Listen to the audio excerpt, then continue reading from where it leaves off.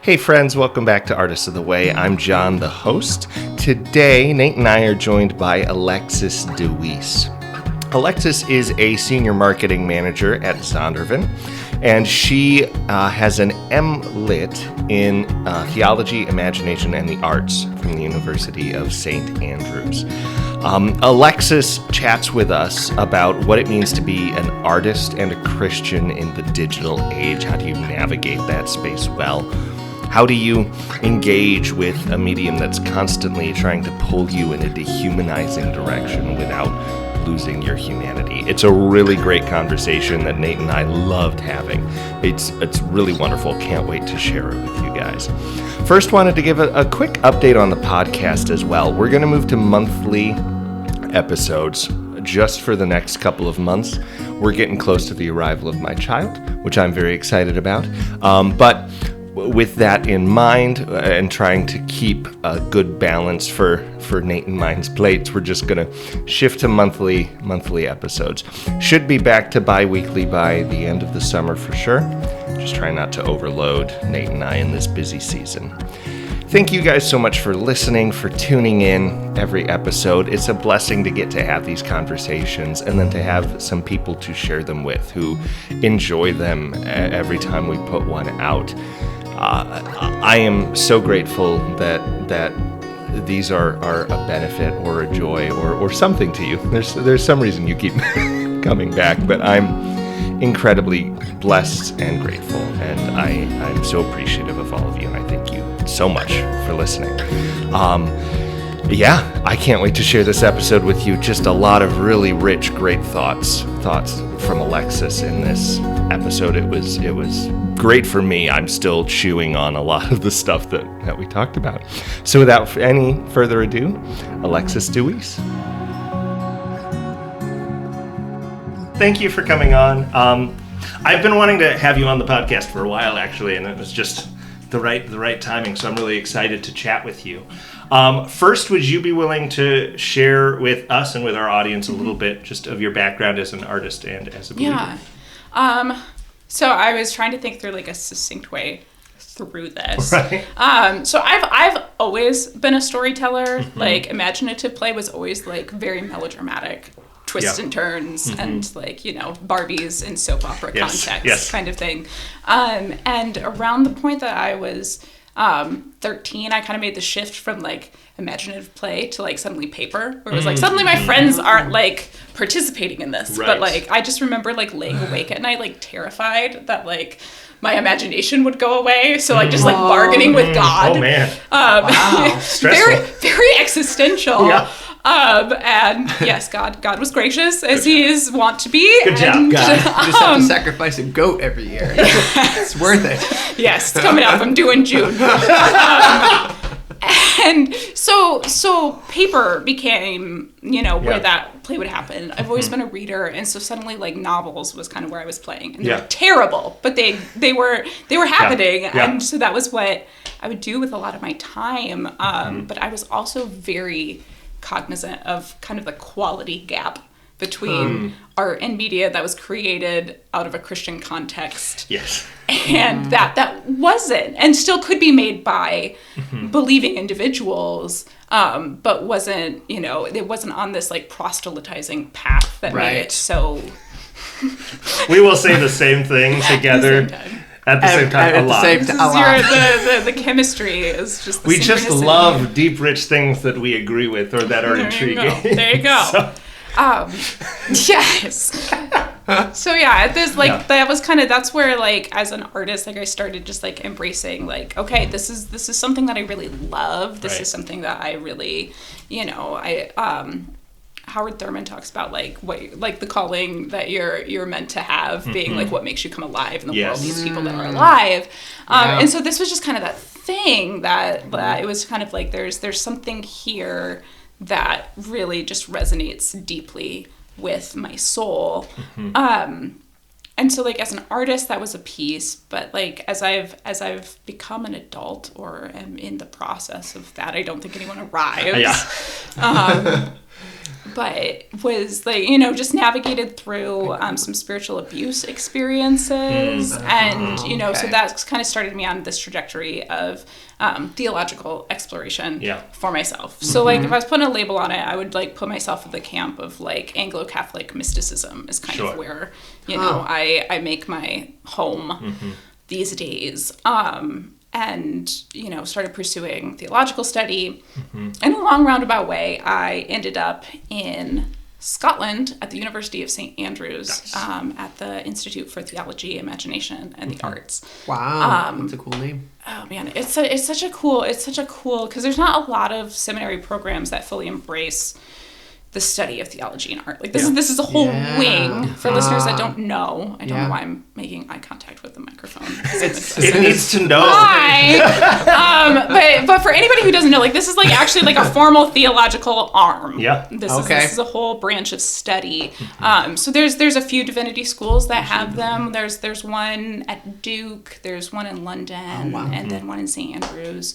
And there's others cropping up. Like it's a growing. It's a growing thing where like theologians just kind of have this as a pet project, and then we're like, oh yeah, we should also like train people to do this. So I found myself there, kind of in tandem with my work in the publishing industry, kind of looking at that intersection of creative work and how public thinkers and creatives like engage the digital world that they're kind of pressured to share work in or promote work in. Like how do you navigate those tensions? And that was kind of the like point of my my research was just kind of leaning into that, trying to think through like what is it to have an ethic as a creative person in the digital realm.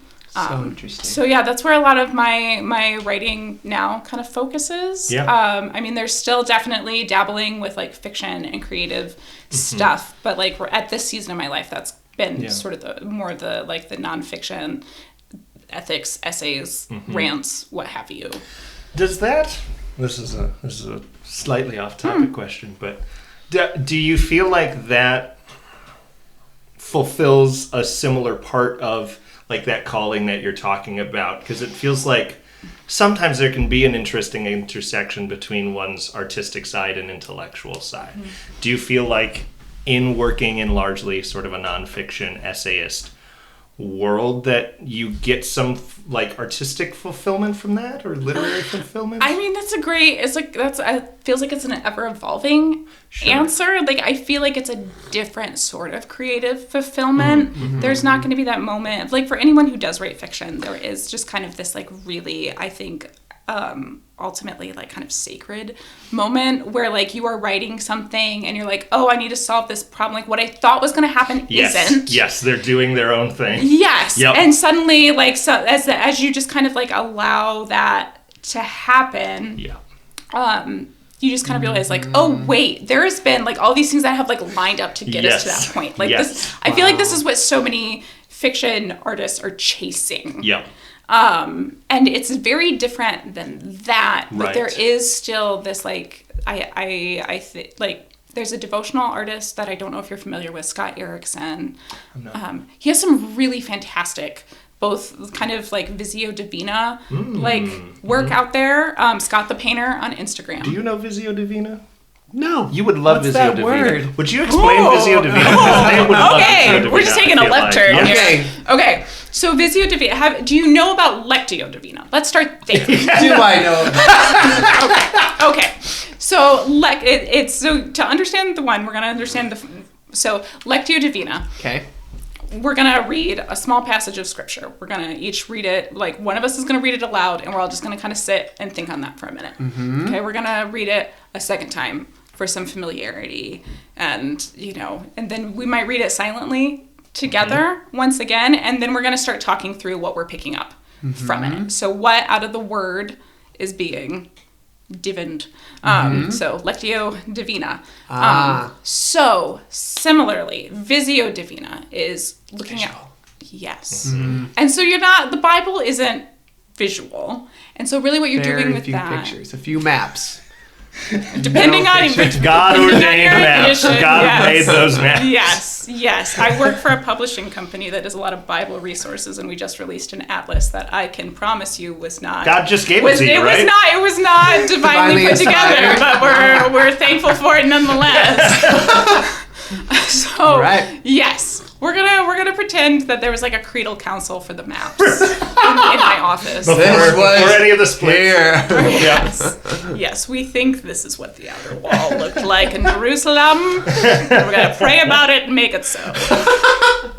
So Visio Divina is not that, though. I guess you could do that. I just don't think it'd be the most fruitful. So what you're doing is like essentially it's mostly art that has either it's just a visual figuring of an abstract theological concept. It could be looking at, sacred artwork, stained glass, paintings, sculpture, what have you. And kind of looking at the passage that goes along with it, looking at the artwork itself, and just kind of sitting with and dwelling with like what is being communicated to me in this. What do I think is true of God in this, or like where it's both of these practices is in a sense to give one a chance to just sit with something that you might just like glance over in a normal reading. Right. And so with Visio Divina, what I think is really interesting about what Erikson is doing is he's taking a lot of its like theological concepts more than stories. He has this one called The House of Belonging. That's one of my absolute favorites. And this is a depiction of the parable of the prodigal son. And what's interesting about it is like most of the parables, what's not divinely inspired are the names of the things, the headings in scripture. Right. These were just put arbitrarily to help, guide the reader along. And so the parable of the prodigal is not only about the prodigal. There are two brothers in this narrative. And Bob. So, yes, the older brother Bob. And so in Scott Erikson's painting, which I can send you links that can be shared in show notes. Yeah. But in this depiction, you have this house branching off to both sons. And it's really stunning what he's doing in that of like looking at, what I find so meaningful. I think we harp on the youngest son for running off and spending the money and doing man. But he came back, and then what I have found so moving in my personal journey is that you have this older son who's doing the duty. He's doing the work, and like so he comes in. This party's being had for his younger brother, and he's like, "I've been here all along, and you haven't thrown a party for me once." And the father's response, and I think God's response to so many of us who are like, as Robert Farrar Capon talks about in his commentary on the parable, so many of us are trying to bookkeep in our faith, I don't have to earn it because grace, but like I still like feel like I need to earn it instead of just being. And so like as Capon says, like the father and in connection, God to us is basically saying the party has been here all along for you. Like come on in.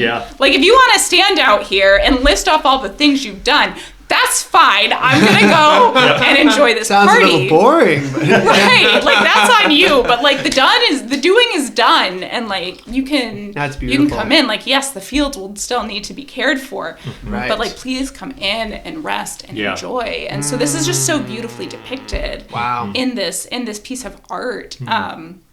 So I don't even know how we ended up on this tangent. Thank you for telling me. Yeah. Cool. So yes, if you ever get an opportunity, Visio Divina is a really wonderful, So that's done in a group as well. It can be done in a group. It can be done on your own, but it's just that's a little bit like, look at the expression on the Madonna's face. So next time you're at the Vatican museums, you can do a whole ton. I'll do one of the next times I'm there. Maybe not the very next time. Just pop it over. Nate goes there frequently. Well, now that Leo's there, he's more access. Because America. Yeah. And he apparently went to school like in West Michigan. Yes. Yeah, the Felt Mansion used to be. Oh, what did he do with the Felt Mansion? So that used to be this is alleged. This is not. I'm looking at them making eye contact with the microphone again. I have such a foggy memory of taking a tour of the Felt Mansion, so I don't know the exact deal. But it used to be, owned and operated by the Catholic Church. Is that right? There were nuns that dwelt there. There was some seminary connections, which I think was at the point that he was doing things, and then it was just kind of left abandoned for a while. So now, now it's a very expensive wedding venue. The only time I've been there is me and my wife. She showed me there because she's from the area, and we just walked around outside of it when we were invited or anything. If y'all sign up for their email list, sometimes they have writer or artist nights. Oh, cool. That's how I ended up there. That's cool. A friend and I went, and we were the oldest by a mile. Everyone else were just retired folks. And we were joking of maybe there will be Oscar level gift bags, and we showed up and there were gift bags. What? So I now have a Felt Mansion ornament and wine, and this is not relevant to anything, but yes, it's cool. Yes, there is now a papal connection to this place in West Michigan. Fun. So go Papists. I feel like we answered the second question that I usually ask, which is how's God using art in your life? We kind of just chatted about that a little bit. Okay. Is there more you want to elaborate? What he's doing? Honestly, I struggled with that question a little bit. It's a hard one. With the question under the question being how the utility of art, and just thinking I don't know. I was just sitting with it, and I'm I don't know. How is it being used in my life? I just kind of struggled with, but thinking a lot about Madeleine L'Engle in Walking on Water. Yes. Talks about how art is kind of a reorienting. We participate in it or we submit to it, and it's kind of this piece of okay, you can take from it what you will, let it form how you're thinking about the world, or this art of orientation or discernment. So in thinking, I was kind of okay, I'm reframing in that sense. Yeah. But thinking through, my partner and I finished watching the second season of Severance. I don't know. I've heard of it. Sounds interesting. I've not watched it, but I haven't gotten there yet. It's a wild ride. But yeah, just kind of thinking through some different aspects of the nature of spiritual abuse kind of in this context of the workplace. And so that was really interesting. Or I'm rereading Jane Austen's Emma, which used to be my least favorite Jane Austen. Oh, really? Well, one of. Really? And I'm loving it. I'm loving it this next time through. So yeah, this kind of just kind of thinking through this is really an exploration of community, and not community of I have all of the people I absolutely want around me, but these are the people that I have around me. And how do we relate with people that hurt us, or might not be the person we want to spend the most time with or whatever, but we're in proximity together, and so how do we honor that and still maintain relationship even after hurt or awkwardness has ensued. So that's been delightful to sit with. Yeah. Have you read Chesterton talking about community in a similar way? I haven't Chesterton, but it reminds me a lot of Bonhoeffer's Life Together a little bit. What about Chesterton?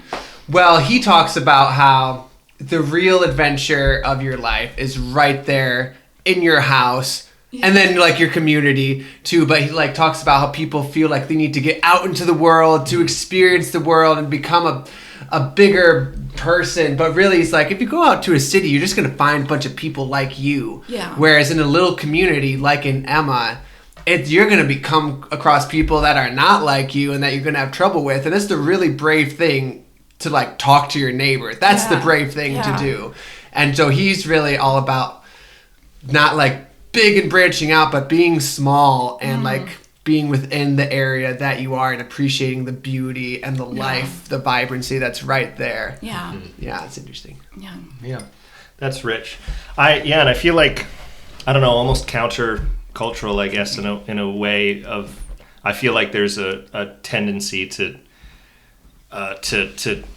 we curate everything, I feel in our lives in the modern day, and so I feel we can easily curate our friendships as well. Oh yeah. But I think it's really important to have those different challenging friendships, even though they come with pain. But I think for any rich friendship, you have to kind of that's going to happen at some point, and you have to be able to know how to take that and just move forward. Yeah. Yeah, that's great. Is there anything that you are working on artistically right now? You mentioned you're doing a lot of nonfiction and essay work. Is that the bulk of your time right now? At this point, yes. I am primarily right now, I've been getting a Substack off the ground. Yes. Oh, so cool. just trying to play with getting things out at a regular interval. So monthly essays. Did I skip last month? Yes. We skipped last week with the podcast. This is. Did you notice? Probably didn't. You save them up to binge them all. I think my mom noticed. Did but, she? Yeah. Sweet. That's great. Yes. She's a faithful listener. That's sweet. God bless mothers. They are great. Yeah, you always have one person looking at your thing. I tell that to my actors. I'm like, you need the young actors that I work with. I'm like, you've got to be on your A game. Because I know that at least your mom is going to watch only you throughout this entire That's show. right. There's all this stuff going on. Yes. You're over in the corner and she's watching you. Yep. So I'm like, you better be in character. Yes. I joke with authors when Amazon reviews start coming in. And so it's not uncommon for a new author just to be like, I got a 1-star review. And I'm like, that's amazing. Because actually, if you have only 5 stars, that looks like your mom and her book club. Right. You know. Yep. Led the charge, and so this has legitimacy. It's good to have a couple 1 to 3 stars. Yeah, it's like somebody's like, it wasn't someone's tea, but it was someone else's. Yes. You know, that makes it a real book. It's not just the book your mom and her friends are like, oh my gosh, they're so precious and they did the thing. Somebody actually reads it. And, you know, it's great. Not that moms don't, and not that mom's opinions are important. They are. In this Saturday before Mother's Day when this is being recorded, That's true. moms are important. But yeah, I just thanks, Mom. So yeah, not to say that their moms can also have criticism, right. But you know, for the most part, having a support base of your key community, but also knowing that not everyone in your community is going to jive with the same things. There are things that I'm not going to agree with 100%. There are things across this table that we are not going to agree with one another on. But still that relationship comes out of that. And I think that we're so easy to, just be oh, well, that was uncomfortable or whatever. And I don't need to sit with what makes me uncomfortable, which I think is really artistically concerning, but also, societally. Well, one of the compelling things, I'm very off topic now, but I love it. This is great. One of the things that I found most compelling about when we did Godspell and putting Jesus in a modern context was how different can I make the disciples? What? Oh, the shirt. Yes. Dressed accordingly. Right there. Godspell. When I did Godspell. It was how different can you make these disciples? Because in his context, you have 2 ends of the spectrum with a zealot and a tax collector. Yeah. It's one would literally be killing the other. Yes. And yet Jesus is I want you to follow me, you, the specific person that you are, and I also want you to not kill this person and love them because they're also great and valuable. Yeah. And people's brains can short circuit at that, but I am we need to not be so compartmentalized as the body of Christ. Let's let Jesus be this unifying force in our communities. And obviously there's truth and some disagreements are more important than others, right? But you need to, I think, be able to say we are still Christ's people and he can bring us together even though we do vary in how we do things and what we think about these things. That's powerful in that way. Well, there's a curiosity that I think we lack in bringing to that, because I may be a zealot, let's burn it all down, but at the end of the day, this tax collector is my brother, and how can I be curious about where they're at? And this isn't to say in our modern context that it's not appropriate to ask questions where concern may be. No, right. But what is it for that to be a question rather than a condemnation, and for letting curiosity be part of that? Because the thing we miss out of that is Joseph Ratzinger or Pope Benedict. You're close with depending on what you want to go. No, he wrote this when he was Cardinal Ratzinger. Yes. Yeah. Pre-papal, as opposed to papal or post-papal. Yes. One of the few people One of that's the a few that can say post-papal that. period. Post-papal is fun to say. Post people. It just rolls off the tongue. Yeah. It's like sending a letter to the Pope. The papal post. This should be his newsletter. It should. Okay. We have a chance to do papal new things post. now. Forget encyclical. Papal post. Okay, I'm so sorry. I'm not fully Catholic, and so pardon to any dear Catholic brothers and sisters. We're very excited about a new pope. We are. He seems very cool. Yes. Yes. I've seen many complaints about him being a White Sox fan, but that's between him and the Lord. So, anyways. Again, differences and unity in Yes. Christ. We can come together even If Chicago with can do sports it, teams. so can the rest of us.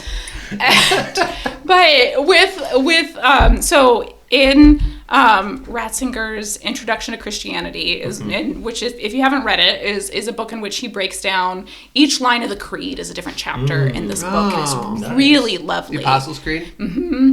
And so he has in the chapter about one holy apostolic and Catholic church is talking about how we all hold a different piece of who God is, both in our image-bearing nature, but also in our life experiences. Like God is revealing himself to each of us uniquely, and that it takes all of us to kind of grant one another a bigger vision of who God is. Like not one person can hold, a vision of the Almighty. And so like this is where like I, with my Baptist roots, kind of now in this Anglican circle, like grew up with this kind of like Catholics aren't real Christians.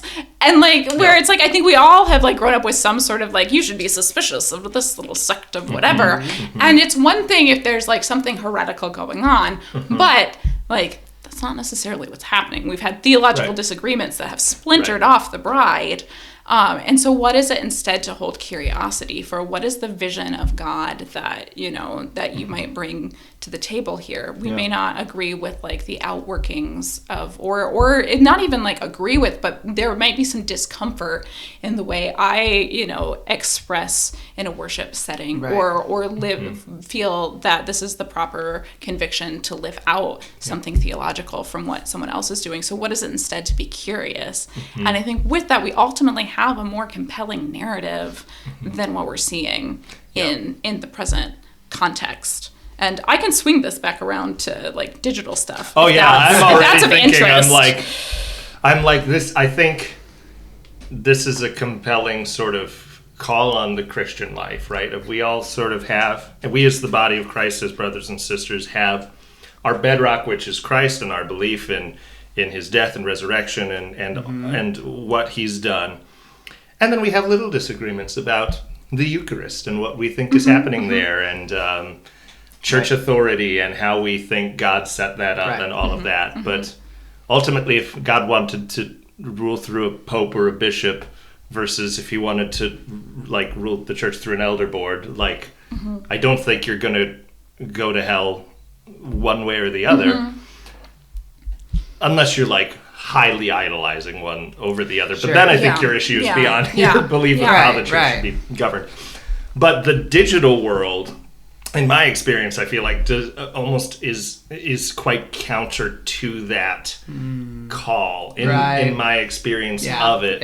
And we can unpack that more, but I feel like just with the way that social media thrives off of reactions and getting you engaged with something, which often means a negative engagement, hot takes or only the ability to do short little tweets or responses or 30-second videos. Yeah, go ahead.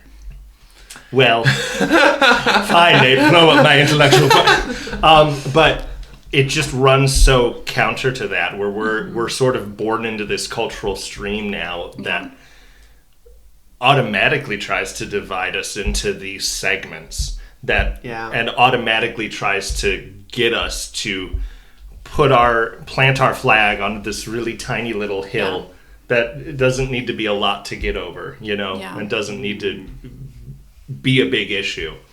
But we plant it, and now all the comments are flying, Yeah. I really, like, what I found so disquieting. So further context for anyone listening, for y'all. So I was freelancing for a marketing firm that was focused specifically on working with Christian publishers, authors, and nonprofits. Okay. And so to have a book published, I know this also happens in the theater sphere, a lot of times with visual artists as well. You are supposed to be building a platform in order for people to find your work. Yeah. And I do not think platform in and of itself is a terrible thing. I think there's plenty of people who are like, platform's awful, no one should have it. Like, and like, fair. There's a lot of broken stuff connected to, amassing, folks into oneself. And we can get into that if we'd like. But I mean, to hold myself to a linear thought, I just found myself so disquieted by some of the assumptions or some of the actions that were being taken for the sake of promoting one's creative work. And so really, like, as one does when one's bothered by something, I applied to grad school. And I don't recommend first step. I don't recommend that being the first step, but that was mine. And you should write an angry Facebook post instead. No, you shouldn't. No, it's cheaper, but the damage is irreparable. But I found myself really bothered by kind of the binary that we sit in of either like it's good or it's bad. And it's like two things can be true at once. Like people can show up in a digital space in a way that is not helpful, in a way that is divisive. And also, like, some of the way that these websites and algorithms are formed is not for the sake of human flourishing. Right. No. So it is, but also, what is it to, like, back up and actually look at what is going on in that space? What is going on with me? Like, what do I think about the world? And how does that then inform how I engage in that digital space? Because, like, I mean, Jon, as you've alluded to, there's limits to an internet space. Right. So, like, let's use Instagram as an example of, I can look at someone's profile, I can read through posts, and I can feel like I have, like, an affinity for that person, but that is not that person. Right. It is an avatar of that person. There are limits to the form of that. Like, in art, we talk about form a lot. You're working with visual form, you're working with, theater written form. The form of the internet has its limits, just like any other piece of media. And in that, I think that we think about the limits of art. A lot of times we don't think about the limits of media in terms of, like, the media we engage. Because, social media is interesting because you're both, like, a maker and a participant, And so I can only, tweet 280 characters unless I pay more. I can only share a link and have the algorithm send it so far before it's like, you're taking people off of Facebook. There are these limits to this thing, but also this is something that is ultimately, like, dehumanizing us as people, as limits of this form. And so it's interesting to think that, like, if I read a post that I don't agree with, that gets my, if not my physical blood pressure, my metaphysical blood pressure real high. Yes. I am more quick to assume that the individual posting that is not coming to this complexly, as opposed to me, who is coming to this complexly, because I live within myself and I know all the complex thoughts and feelings that I have, as opposed to believing that, like, we're all dynamic folks. We all have a context that's feeding into this, and that, like, yes, I have blind spots and wrong assumptions, just like this individual has blind spots and wrong assumptions, and we're just living in a day and age where we're just blasting that out. And again, that posture of curiosity, but I think also that posture of recognizing that this is not a neutral space. So how am I thinking about how I'm engaging? How am I thinking about what's happening here? And the fact that, like, we cannot bring our full complex selves to a profile. And so what's the benefit of the doubt there? What's the charitable reading there? Yes, there are people posting terribly un-Christ-like things all the time. And that's just part of living in a society. Yes. As the Joker would say. Yes. But also, like, how does, my own ethic and my own convictions, like, how is that impacting how I'm showing up in that space, whether sharing work as a creative or just as someone taking in work in that space. There's a really wonderful book. Well, first of all, if anybody, I don't know if you've seen the documentary on Netflix called The Social Dilemma. Not yet. Okay. I say years after it's come out. I was going to tonight, but I got booked. Let me spoil it. You don't have, no. It's worth the time. Yeah. And I found it to be really helpful because it released just as I was starting my dissertation work. Okay. So it was really nice to just be like, oh, hello, Scottish academic who doesn't really know much about the internet. Have you seen this thing? This is what I'm talking about. So it was very handy for me in that regard. But it is, I believe it is very much worth the time. Even now, it is still relevant. It's become more relevant. But this whole piece that, like, the algorithms are not neutral.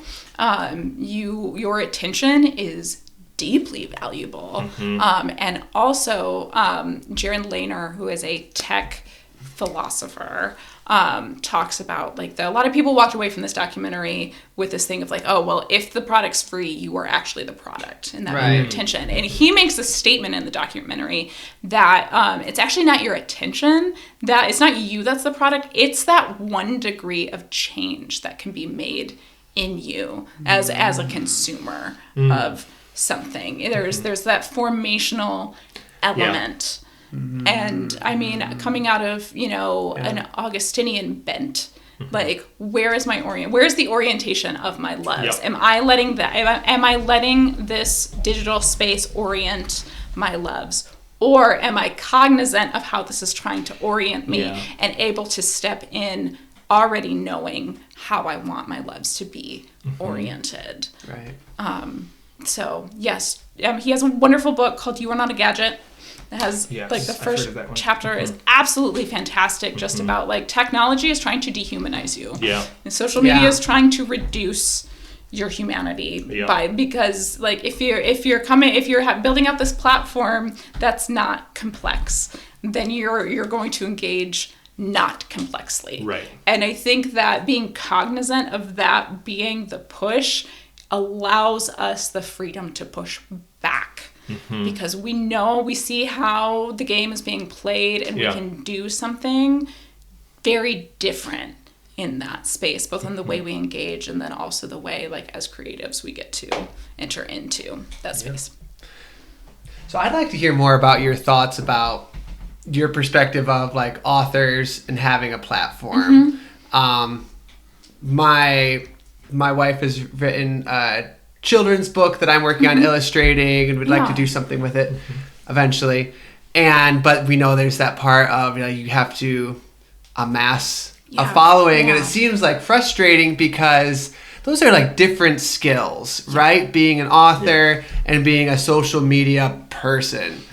And so what are your thoughts about that, and any, like, guidelines or pitfalls in that? Yes. So for anyone who is not familiar with, like, the way publishing works, I'm a marketer in the publishing industry with one of the big 5 publishers.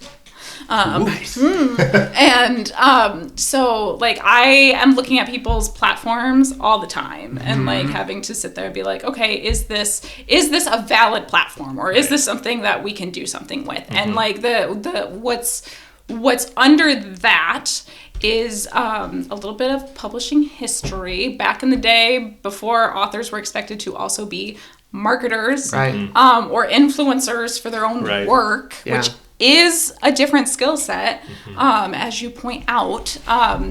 So it was kind of like you would write the book, someone would edit the book, and then a sales guy would go out physically to bookstores with a print catalog and be like, book. What do you want to buy to sell to your customers? Yeah. But I ask you, when is the last time you ordered something from a catalog, a physical catalog? And I looked at a catalog when I was a child. Well, I remember going to the JCPenney catalog store. There wasn't any material. You just like placed your catalog order. No more. Those don't exist. Does JCPenney still exist? I don't know. I don't know. The fact that we're sitting here questioning this tells us something. We're right here. Right. Because Sears doesn't. When did that happen? The fact that there's ambiguity, and this like speaks something about like the reality of where we're at. Okay. Also, like, when is the last time you walked into a shop to you need some random thing for the house? When is the last time you walk into a shop and go, "Hey, what do I need for this?" Yeah. I've always done all my research beforehand, and then I put in my earbuds, and I'm like, time to listen to a podcast. I wonder if somebody's doing this right now.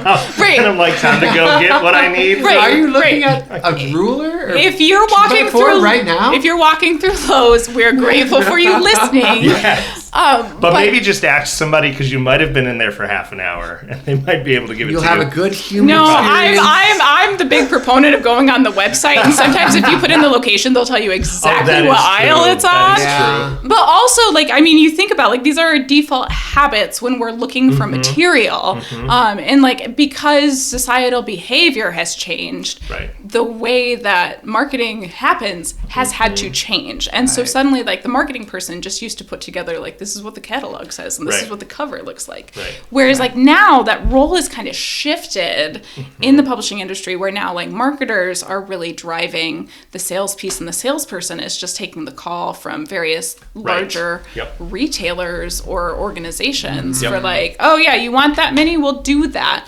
And so with that, how that has shifted for the author then is the author has to be hands-on, because people want to know about the material before they jump in. They don't have just the trust of their local book retailer, which if you have a local bookseller that you love, like, buy from them, buy local. I did that yesterday. Oh my gosh, nice. Good work. Well done. And, like, I think it's absolutely beautiful to have relationships with the booksellers at your local bookstores, and just getting to know, like, what's coming out, what do you recommend, is this actually worth my time? These are great conversations to have. They're just rarer to have. But also for individuals looking for materials, like, we're looking for, like, the endorsements of our friends or public figures we trust or what have you. And as a marketer, for every book I work on, I don't have those relational connections to get that for every writer on every topic. And so that's kind of where, like, the platform need has emerged, is understanding that artist has a relationship with us. They have a sphere of influence that their publisher does not have access to. And so the publisher also has a sphere of influence that they can share with a writer, and together, like, those things hopefully both work together well to just be like, hey, this is a book, it exists, you can buy it. And so, like, in and of itself, it makes sense. It's not a bad thing, but there's all of these thorny little things that can go along with it. So there's this book that was quite, I believe is still quite popular, called Platform by Michael Hyatt. I have big problems with this Don't write that down. book. Don't write that down. Don't recommend it. Never mind.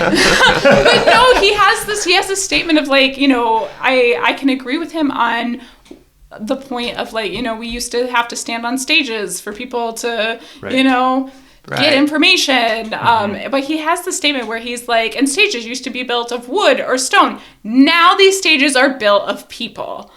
And I find this so utterly I've never performed on top of a person before. And I've done a lot of theater. You maybe shouldn't try it. I find it disturbing. Squishy. Like, the visual that was in my mind instantly was in Harry Potter and the Deathly Hallows. There's this statue when the Death Eaters have taken over the Ministry of Magic, where it's like these two wizards on top of the corpses of all of these muggles. Like, it feels like this utilizing, like, this exploitation of people in a way that, like, if we believe in the human dignity of our fellow man, like, maybe I shouldn't exploit them just to fulfill my creative ambitions. Yeah, like, I thought you were going to say, like, now the stage is social media. He could have said that. Like, that makes sense. Oh, that's not what he said. Yeah. And well, then there's also something I feel like dehumanizing to you about that. If you're goal is just I'd like to get my book out in front of people, which anybody who's written wants to do, is desperate to do,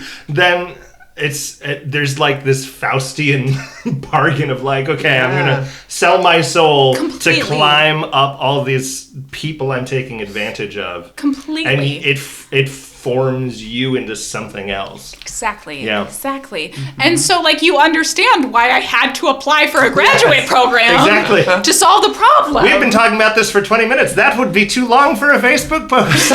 So with this in mind, like this, I found this so like troublesome that like we're asking people to do that, especially artists of faith who are trying to like, you know, kind of reconcile with things of the divine nature, like, and we're asking you to deny the divine nature in your fellow man in order to like put something out. Like it doesn't work.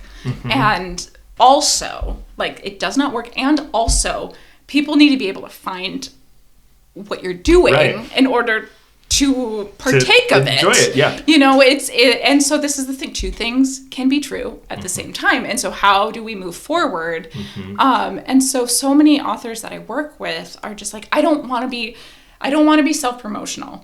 And I think that there's a difference. And I if we want to go down the rabbit hole, I'm happy to go down the rabbit hole on all of that. But to like complete the circle here. See if I can do it. I believe it's still there. Okay, so I have a friend who is a ghostwriter and a freelance editor. Andy Rogers, if you need a ghostwriter, he's good at what he does. Not really into ghost stories, but okay. Great, yeah, that's totally what's going on. So he's excellent at what he does, but he had said back in a previous life was also a book marketer and had talked about like that Paul was a tent maker. And how did people know that Paul was a tent maker? Right. He had to tell people he was a tent maker. And this is how he, you know, got around. This is how he funded, you know, the mission. This is how he traveled from place to place. Like a lot of the church was built because people needed tents from Paul. And like if they didn't know that he was doing this, he wouldn't have gotten anywhere. Right. You know, and so there's that piece of it. That's interesting. But also, like, that's a different skill set than, you know, shepherding a church. Right. You know, marketing your book is a different skill set than writing the book. And probably Barnabas doing that stuff, right? The pastoring side or the tent side? No, the marketing. The marketing. I understood completely. I was like, are you saying Paul didn't make tents? No, he made them. But then Barnabas, he sold them. Sold them. We needed him. Come get your tents here and the gospel. It'll save your soul and keep you warm at night. Pretty good. Thanks. The Aramaic was spot on. I have a bachelor's in ministry. Did that help you develop the transatlantic accent for Barnabas? Great. This is great. That was what most of my focus was. Transatlantic ministry. Yes. No, that's fascinating though. And how do you... this is a huge question. How do you do that? How do you do that healthily? Because I feel that tension a lot. I think, especially with Artists of the Way stuff. It's a podcast. You'd like people to listen to the podcast. You'd like people to come see Godspell. And I think that's just the era we're in with artists, as we've been saying. It's sort of this. The digital platform is the platform where it feels like we have to put out the work, but I can see it always trying to pull me in. How do you engage with that without letting it form you into something not human? And how do you fight back against that and maybe make something that is better for those who are engaging with it? Okay, we're gonna go on a little journey here. Okay. So, let's get that tent that you bought from Paul. that Pauline tent. Everybody talks about the Pauline theology. That just sounds like a good brand of tent. Pauline. That's true. Paul line of You nine could tenths. okay, hang on. Before we jump on this little journey, you could just make this a little like camping like gear business, and you could put most of the like the funds to like charity and like. How has someone not done this? And just call it Pauline tents, Pauline lanterns. You know, just all this campground equipment. Ladies and gentlemen, free ideas. Free ideas. Take it and I haven't run. copyrighted this. Anybody who likes camping gear, Mom, I know you like camping gear. Imagine Pauline camping gear.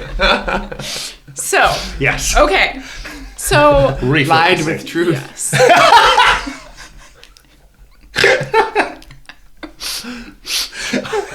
Okay. Well, good joke. Nice work. Nice work. Anyway, yes. Yes.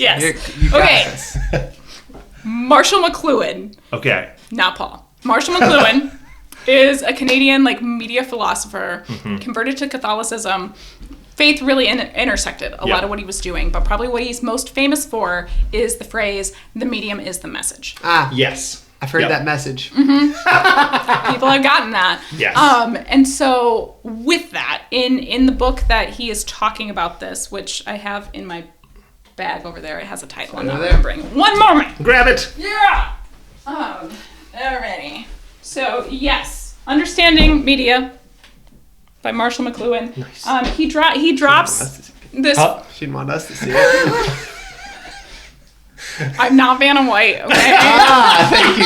I've hand modeled only casually. So, Marshall McLuhan, he has this phrase, medium is the message. But with that, he talks about when we're taking in media, a lot of times it's an extension of the human body. So right now, like this podcast for the three of us is an extension of our voice. For the listener taking it in, like they're extending their ears and Long like, ears. in a Roman and countryman kind of way. Mm-hmm. Like when we're taking in something, like if I'm posting something, I'm also lending my voice that way. We're extending our human sensory faculties. It's like a weapon, but not as violent, where that's like an extension of your arm or a tool. Yes. Yeah. It's a zero violence Yes. media weapon. Or like a Like a tool. plunger. Like a hoe, or a plunger. I don't know why hoe's the tool that I picked. Let's move on. It's extending another direction. So in hopes that this is not an extension of human excrement, but instead of human That would be a savage discourse. review. If you hate this podcast, please leave a review that says this is just an extension of human excrement. Because that would be amazing. That'd be pretty good. Right? Yeah. I did write, this is a complete Yes. footnote, but in one of my grad papers, I was writing a theological like exploration. We had to like choose a piece of art to like do a theological like critique of. Yeah. So I was reading Daniel Naeri's Everything Sad is Untrue. Yes. Oh, my wife read that That's recently. on my list. I haven't read it yet. It's She so liked it. good. He has, I don't know if she talked about this, but there are these like interspersing poop narratives at like key emotional low points in the story. Like the story is like, it's a 12-year-old boy who's telling his life story as a refugee who has come from Iran to Oklahoma in the 90s. And so he's telling this story like a middle school boy. Yeah. Like there's lots of tangents. There's kind of like, it's very like circular in nature. So it also kind of mirrors like Persian story structure, which is fascinating. But he has these poop stories that I think are doing something very significant. And I wrote this in a paper. And I wrote it for the professor as like a leading eschatologist. And so like, I like to think that since I wrote her a theological treatise on poop, that this makes me the world's first theological scatologist. So, take with that what you will. And footnote, Marshall McLuhan, extensions of the human through media. We don't exist without a context as humans. And so this is where I was taking his thought and trying to extend this. Like my dear lovely supervisor was like, this is original thought, really park right here. So this is my original thought, okay? So we exist in a context. Like, yes, in this podcast, we are, trying to extend our voices for the conversation for people who want to participate in that parasocially, but we're doing it in a room. We're sitting at a table. Like this is the setting in which we're doing this. When we're taking in media, we're doing it within a context of our locality and our daily lives.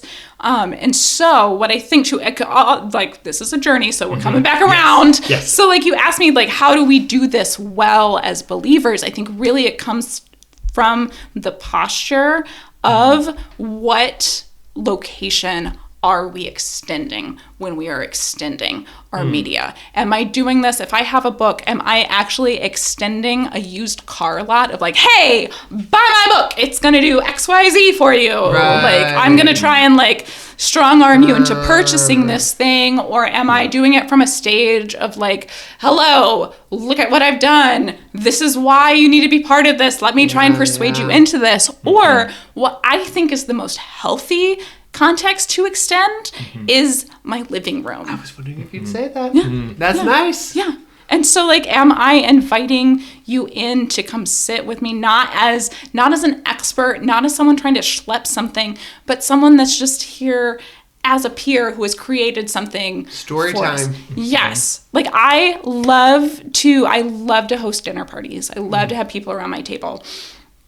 And so with that, it takes time to prepare the meal.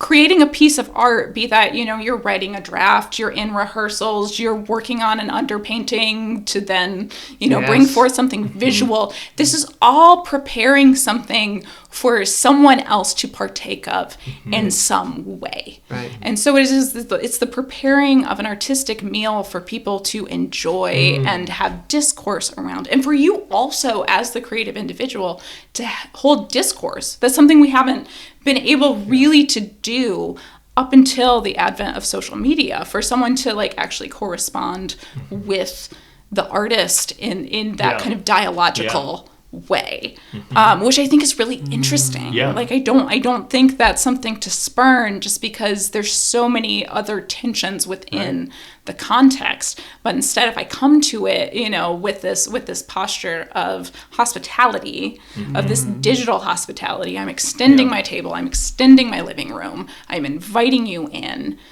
come and partake. Right. And so there's that piece of it. Where that becomes challenging then is with this platform piece of growth. And so what I really urge creatives, which may not be the most encouraging if they've been told, and this is not always true, but if they've been told you need to have 10,000 followers on any given platform, it's way more complicated than that. And it is not only digital. Also, let me say, your platform is not only digital. It can be very many things. A platform essentially is just kind of where are people able to find you and have they gain trust in what you're doing? Yeah. Is really what we're asking about, at least in publishing. If you have a platform, is that, right. Are you bringing some of that to the table in a way that we can help amplify that? But I know many people who want to share work who are just my platform is really small. My engagement rates aren't great. My follower count hasn't grown a whole lot. But really, I think this is that dehumanizing internet piece of that. Is that number are individual souls that have decided, I would like to continue to see what is happening here. And is the artwork any less valid because there's 3 people who are participating in that, or 30,000? And so really, it's not necessarily, 3 is not going to get you a book deal if that's how many people are subscribed to your email newsletter, but that's 3 individuals that care about what you're doing. And one of them is probably your mom, and you owe it to her to give her good things too. You can't phone it in just because it's your mom. She loves you. You love her through making this thing. And this is very thematic. It's really sad this isn't gonna be live before Mother's Day. But can you be save this episode till next Mother's Day? Stop listening. How is it in May 2026? Don't tell us. I don't want to know. Could be great. That's just a new pope. A lot is writing on Leo over here. So thus concludes that journey. No, that's good. I think And I think that particularly that piece about remembering to see, this isn't a number, this is people. I've heard around before, but like I'm like, I don't know, you know, I grew up in the internet age, so I hear YouTubers who like got burnt out and then they left and then they came back and they're like, okay, and now I'm remembering that like you few thousand who are still subscribed, like, oh, you're people. And I'm like, okay, cool, this is a fact that I know. But I catch myself doing it. Like just our last 2 episodes, one was like 80 people and then the last one was 40. And I was like, oh, but I really liked that last episode we did and only Which 40. one was it? The Eternity one. Go back and listen to it. But no, I like caught myself being like disappointed that it was only like it was like half the numbers of the last one. But then I was like, but that's still 40 is respectable. 40 people. You probably don't know all of them personally. No, and I'm like, they still, hopefully, God willing, benefited from something we were able to give, and just that gift as an artist to be able to serve whatever audience, however big or small, whoever God brings to you. Yeah.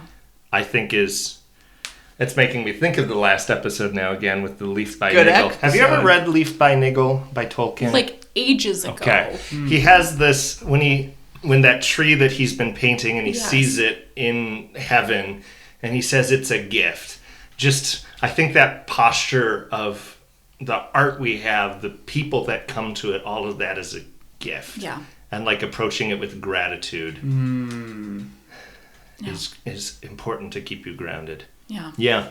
Because it's really easy to compare what's out there. Yeah. And a lot of the times the people that we're comparing ourselves to are people who have been doing this for multiple decades. Right. Or like they got in when something was like really new. They were doing something really revolutionary. Why don't I have 1.85 million followers like Markiplier? Right. And like let's ignore that like he's one of the OG YouTubers and it's just like he's kind of forged a genre all his own. Yes. You know, like that's what about the genre of 2 guys in a room talking? We're doing that. But there's so many. There's so many. And this is the thing is like and that's not to I think really like the myth of scarcity becomes overwhelming where it's like it's not even worth trying where it's like but is it worth doing this thing that you love even if it's not going to be like this massive numerical success like is it enough for the process of the making of the thing?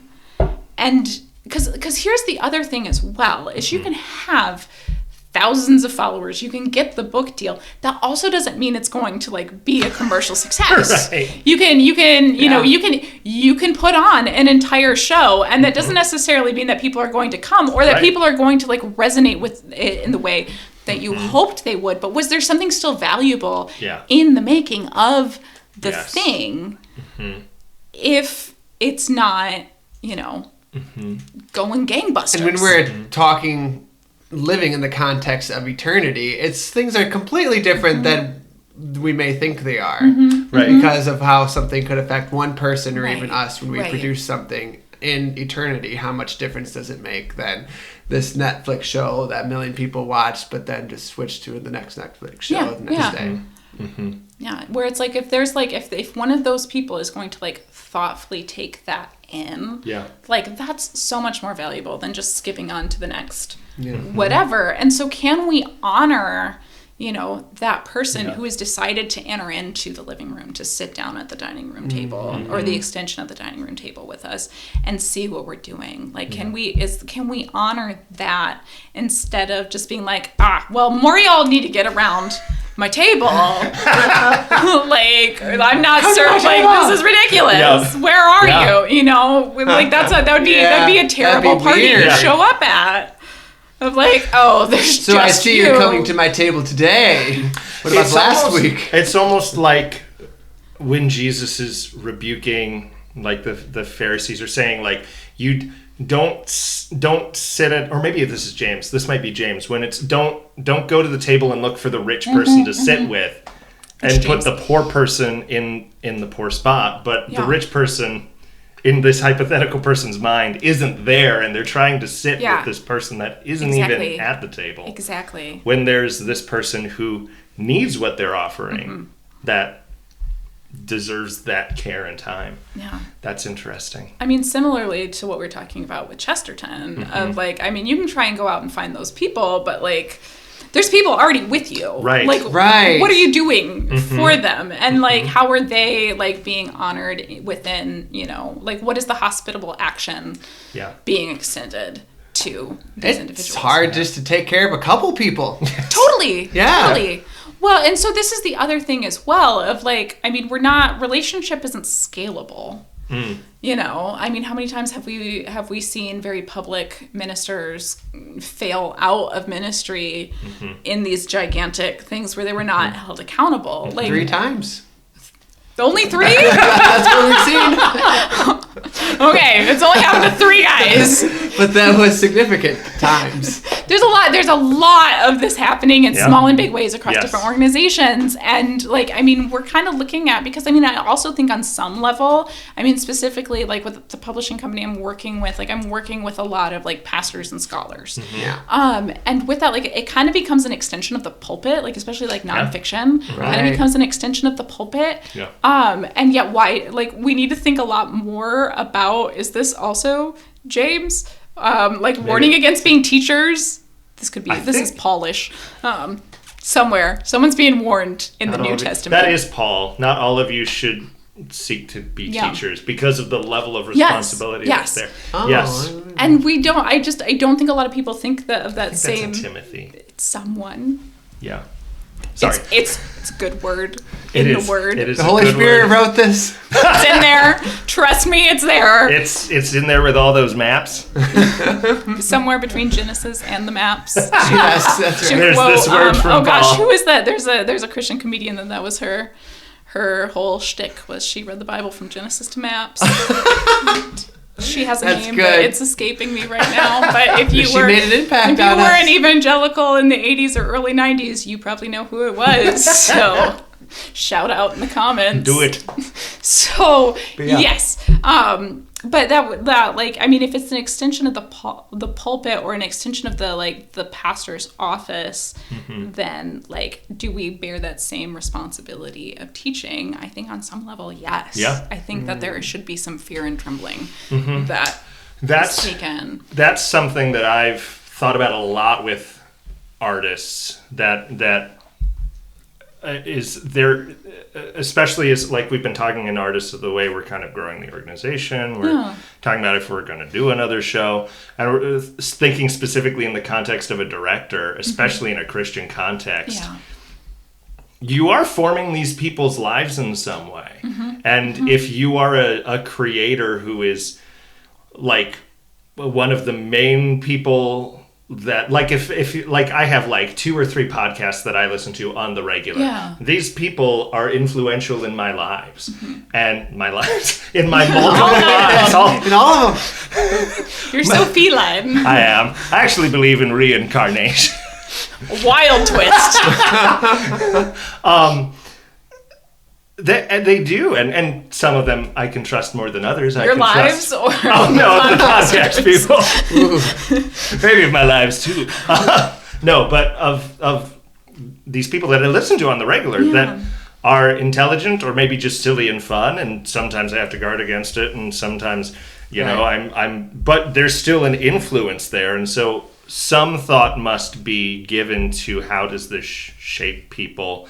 And what's my responsibility as some sort of spiritual leader, even if I'm not a pastor, there's a responsibility and a weight there that I think we don't need to overthink because God can help us through that, right? So if you're making a Facebook post, you as an artist of like, I'm going to be at this event on Wednesday and I'm going to share this thing, you don't need to overthink. Is this going to lead somebody into heresy necessarily? Does God want me to capitalize 2 p.m. or lowercase the p.m.? He wants it lowercase with 2 periods between, like, is that how you recommend it? Period and the M. I mean, the style guide of the first place I worked for. Oh, I see. And I worked for a college admissions deal. There was a lot of dates and times. But I do think like in this sort of like, like the weight of that, like I think there is like, I mean, St. Augustine talks about like love God and do what one will, like, you know, of that, like there is grace for the fact that we are human. And God is not surprised by this. What? You're a person? You made a mistake? Yes. Why do you keep doing that? Every single one of you. He is not shocked in the least. There you go. And so with that, like it is this, it's again, two things can be true of like, yes, understand like the responsibility that is here. And yet also everything you're doing is not this extension. You're also not that big a deal. The pulpit, you know? I'm just kind of like, yes, this is important and I want to do this well. And also there is grace for just who I am as a person, and I will move forward. I'm not going to let myself be paralyzed thinking there's only one right, correct way to do something, but instead trust of like, I love the Lord. I feel called to this, or I am leaning into, you know, this gift that he's given. Yeah. And, you know, I'm going to tread as faithfully as I am able, and, you know, may grace cover where I am not. Totally. You know, gives you that freedom to keep moving ahead without, you know, without this like, oh my gosh, I made a typo. Now everybody's going to think that that's how you spell that word. They're not going to think that, but they might disrespect you. They might be like, I don't know if this is quality, and that's fair. They can question that, but it does not take away your value as a human being to have a typo. Absolutely. That's good. This has been lovely. There's more we want to talk to you about, but I think that we're at time, so we'll just have to invite you on again. That's fair. Last question, what I ask everybody, and part of what I hope to build out with this platform is several resources that people can go to if they are trying to grow as artists or as Christians. So, do you have... give us a couple resources here for those living in the digital age, trying to be good artists and physical people books of Christ. Digital age. So what I referenced, we have Marshall McLuhan's Understanding Media is like, if you want to get like really nerdy about like media theory, that's that. But for more people who are just like on the artist deal, I'm sure people have talked about this, but Dorothy Sayers, Mind of the Maker, I love this book. Yeah. It's so lovely. Just like this is a theology of making. Okay. And so that's really excellent. I referenced this one, the You Are Not a Gadget by Jaron Lanier. And then something else that I think is just handy for folks who are creating and kind of are in that struggle of like, it has to be like, I need to be making money, or it needs to be productive, or it needs to be doing something phenomenal instead of letting yourself just be in creating. Making Time by Maria Balder is so great. So the subtitle for this is a new vision for crafting a life beyond productivity. And so she's going through kind of like, what is it to like make and unmake a creative life? And like, that's a constant process as life seasons change and there's different demands on time and attention, and yet you can still be creative. And it does not have to be this like, oh, well, I'm further along than I was, so like my making needs to be this top notch and it needs to always be bigger and better. Like, what is it to just let yourself be and make and you know, explore that creative side of your soul. So really, really lovely. Those sound great. That front. I feel like half of those, at least maybe all of those, are going to go on my Christmas list. I'm like, those all sound exciting. Awesome. Well, thank you so much for coming on. This was just a really great discussion. Yeah, no, thank you so much for having me. This has been absolutely delightful. And I appreciate your questions and your input.